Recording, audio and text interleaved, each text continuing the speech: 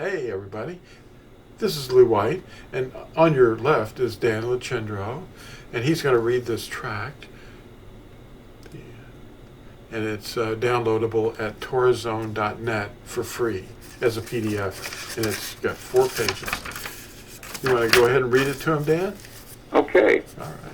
Yeah, the title of the tract that you may have seen on the YouTube there is an esoteric view of the mythological Christmas, what and who it's really about. Okay, well, December 25th has been someone's birthday for over 4,000 years. He was the first king on earth. He built Babel, a tower, and became the first mighty one, which is G-O-D man. This rebel wanted to shoot an arrow at Yahuwah from the top of the tower, and he founded the worship of the host of heaven, known today as astrology.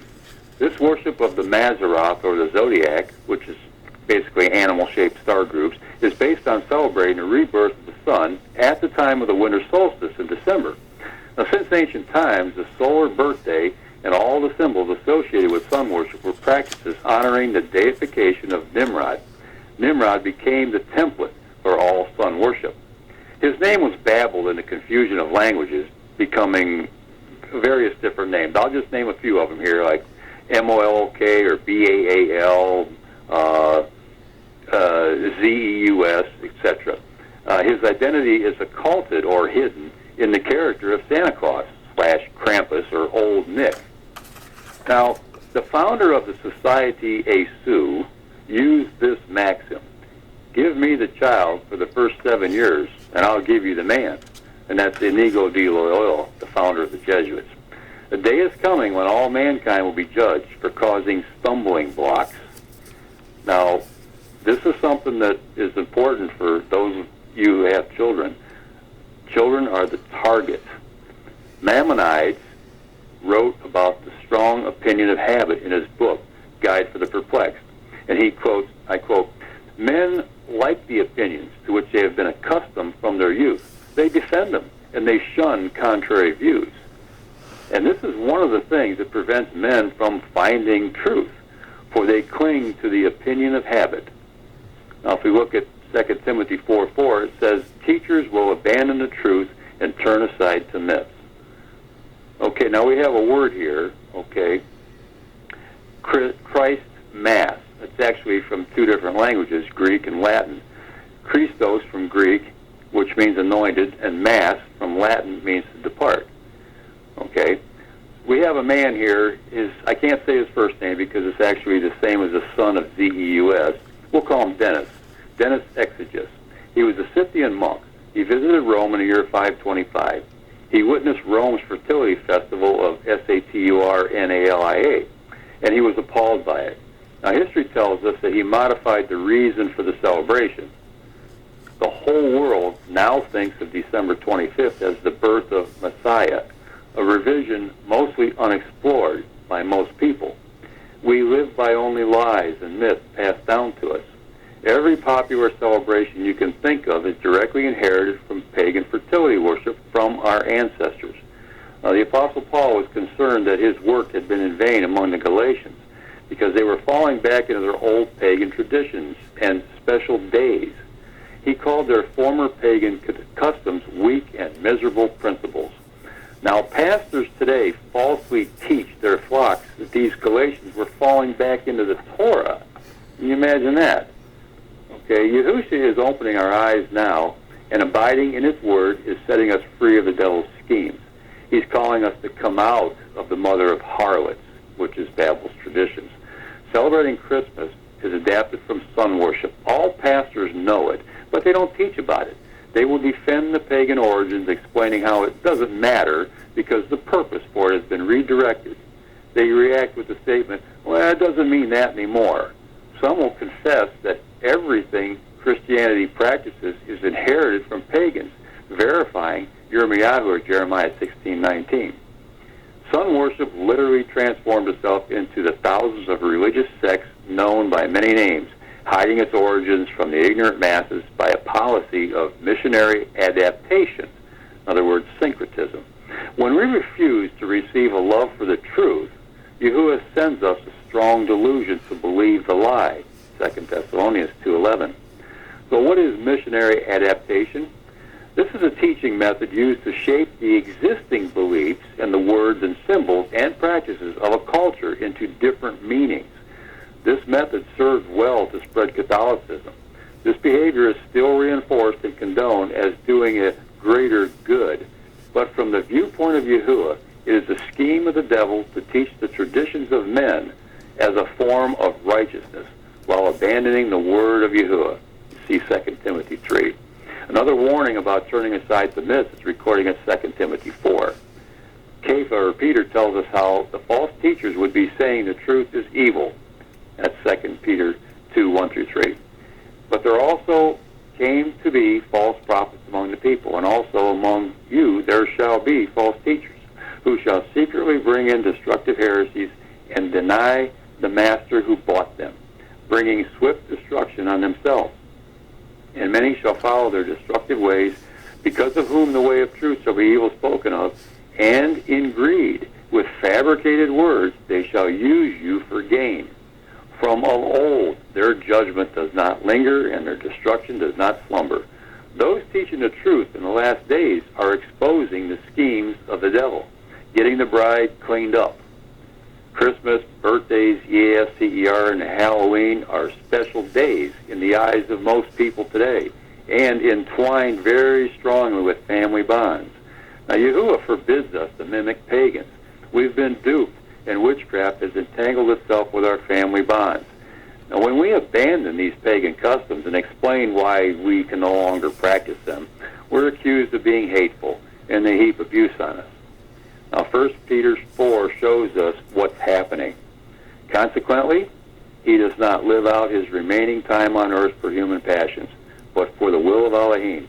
For you have spent enough time in the past carrying out the same desires as the pagans, living in debauchery, lust, drunkenness, orgies, carousing, and detestable idolatry. And because of this, they consider it strange that you do not plunge with them into the same flood of reckless indiscretion, and they heap abuse on you. This is what Yahuwah means about us being the salt of the earth. If we live among them and they hardly notice us, we've lost our saltiness. At Revelation 12, Yahushua describes for us a great sign. The woman clothed with the sun, with the moon under her feet, is his own unwary bride, surrounded by the 12 star patterns. She is defiled by all of her idolatrous sun worship. Our acts of obedience are our white robes. We no longer walk as pagans. Now, have you ever heard that in a Christian assembly, that woman, is defiled? No, you haven't. Come out of her, Revelation 18:4. Yahushua uses these words to call his bride out of the teachings of the harlot mother before releasing his wrath. So, when was Yahushua born? Tradition informs us Yahushua, they call him Jesus, was born on December 25th, Christmas Day, and shepherds and magi came that night to worship the child. The truth is far different in practically every detail. To the Romans, December 25th was a time of Saturnalia, celebrated with wild frivolity, drunken feasting, and fertility symbols to herald the rebirth of their sun deity, Apollo. Soldiers knew him as Mithras, the slayer of the bull. In other words, the zodiac animal constellation, Taurus. December 25th was adopted to revise the pagan festival into a Christian festival. In 321, Constantine informed Rome's venerable day of the sun, replacing the seventh-day Sabbath as a day to rest.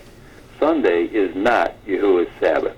Occult practices were camouflaged with new interpretations, leaving the symbols and behavior perfectly intact to this day. Mithras was the Persian sun deity popularized by the Roman soldiers. They went full tilt Nimrod too. Christmas, a satanic practice.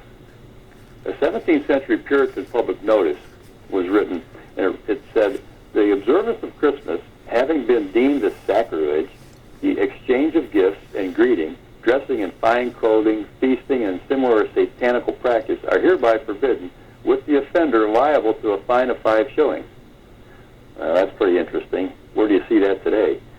Satan is the Nimrod sun deity.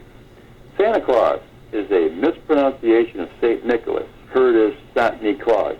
In truth, a St. Nicholas never existed. The world is deluded by similar myths. The Celtic word for feast is Yule. The Yule log is related to Nimrod as the sun deity, bringing back light and warmth to the world. His birthday and other kings after him were the earliest form of birthday celebrations. Most of the world goes by a calendar year heavily influenced by this ancient association with the king's birthday. Nimrod's all over this, and his mythology hovers near the fireplace of homes today as families burn a Yule log in the hope of his arrival down the chimney. The fireplace was the Roman family's worship place. The most important day to a witch is their own birthday. The custom to surround oneself with loved ones on this day is believed to protect the celebrant from evil. Witches worship Mother Nature, their Goddess. The Norse, Ostara, is the old term for Babel's Ishtar, the Earth Mother, also known widely now as Easter. We have inherited nothing but futility, and pastors declare Yahuwah's word is done away. Most live as if they are pleasing Yahuwah with their pagan behavior, as if he now loves the things he once called abominations. Now, Yahuwah does not change. Nimrod's rebellion is also expressed in humanism, encouraging people to serve humanity rather than Yahuwah. Nimrod's objectives are reflected in the rising world order. The man who invented Christmas was Nimrod. It is no coincidence that his avatar deities, which exist only in the imaginations of men, were all supposedly born on December 25th. And there's several of them here. I'm not going to go through and mention them because you can find that in the article. The scriptural directives and calendar were disregarded, and the framework of paganism was adopted, causing great confusion. Sun worship became disguised as Christianity, keeping every habit ever practiced by pagans. Sunday, holy water, statues, crosses, trees, wreaths, relics, rosaries, pillars, circumambulation, priestly vestments, scarves, talismans, domes, etc. Daniel 12:4 tells us in the end times, knowledge will increase. Now, I want to make a note here, all right? Daniel 12:4 tells us that knowledge of truth will increase. There's two perspectives to look at that. You look at that from the worldly perspective, and they think that knowledge is computerization and intelligence. When you look at it from a spiritual perspective, it's the knowledge of the truth. The Kesab Amet, that's the scriptures of truth. The neglected scriptural festivals are shadows forming the redemption plan, and one of them foreshadows Sukkot, or tabernacles. Now that's of the marriage supper. Those who practice idolatry will not be counted in the assembly at the marriage supper of the land. Again, those who practice idolatry will not be counted in the assembly at the marriage supper of the Lamb. Think on that. Yahusha has never had anything to do with Christmas or December 25th. Men forced this upon the ignorant masses. Here, in the information age, ignorant is a choice. We can serve the traditions and commandments of men through recycled fertility festivals inherited from pagans, or wake up and serve the Creator of all things, our Redeemer Yahusha. Noah seemed to be a nutcase with people of his time until it started to rain. Look closely at the pictures above, and you'll see these. Lou might hold this up for you. The sun worship involves child sacrifices. The dragon gave him the throne or the seat of authority. Google Yahusha. See what you find out. Yeah, that was pretty good. That was very well read, and I have a reminder of what we discussed last week about this magazine that I discussed with the cover of it, and that's the name of the thing, and then it's got the possibility that Christmas was really on December 25th as not Christmas, but the birth of Yahusha. We're indoctrinated with this stuff so much, and he's reading a little letter from Hippolytus a second century elder, and they picture the Magi over here in the corner. They don't get their bubble heads like the other people. See, they've got bubbles on their heads, but the Magi didn't get their bubbles. But there's 3 of them. What? And they didn't show up on that night. They didn't come until he was 2 years old. Yeah. So the myths and the lies just go on, and they just pile on top of each other. Well, that was a good example of that missionary adaptation. Yeah. Shape existing beliefs. Mm-hmm. That way it doesn't scare people too much, and they just sort of accept things easier that way. Yeah.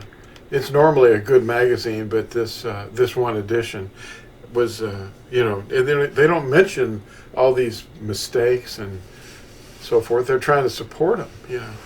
Yeah, when I was studying with some certain groups of people, at Revelation 12, Yahushua described for us that sign, the woman clothed in the sun with the moon under her feet.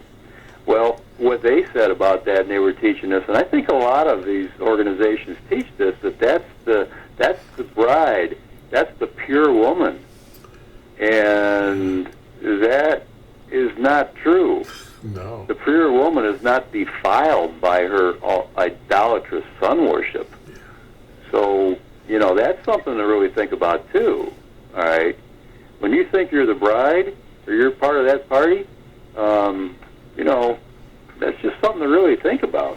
Yeah. Question these pastors that are teaching those things out there.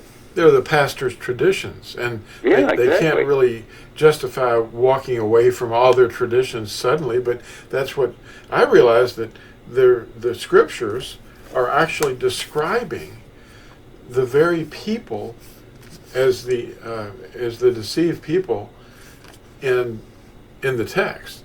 And I didn't recognize that I was being described as one of these until I departed from that error. And the people that were, I'd sit in this Christian organization, and one day he opened my eyes, and I saw demons flying around the congregation. And I said, wow, this guy is, the person that's up in the front talking, the lone person that gets to speak, is a masquerading messenger of light, but he's masquerading. Exactly. Yeah. Yeah. That would have been a sobering thing to see. Yeah, it was. I think if it's been said before that if our eyes were open to the spiritual realm, we would be scared out of our minds to see what's actually happening around us. Because we have no idea. It's happening. No. A lot of people are beginning to see, and people are reporting around that they're awakening, and he's letting people see what's going on.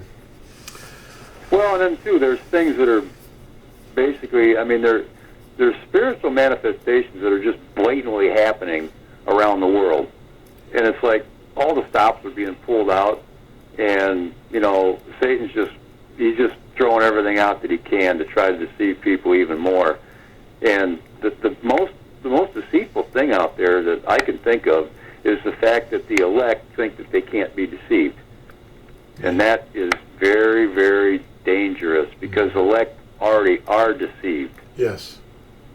And it's like we've said before. I know you've said it's really hard to convince someone that they've been deceived.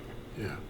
It's easy to deceive them, but once they've been deceived, it's really hard to convince them that they've been tricked.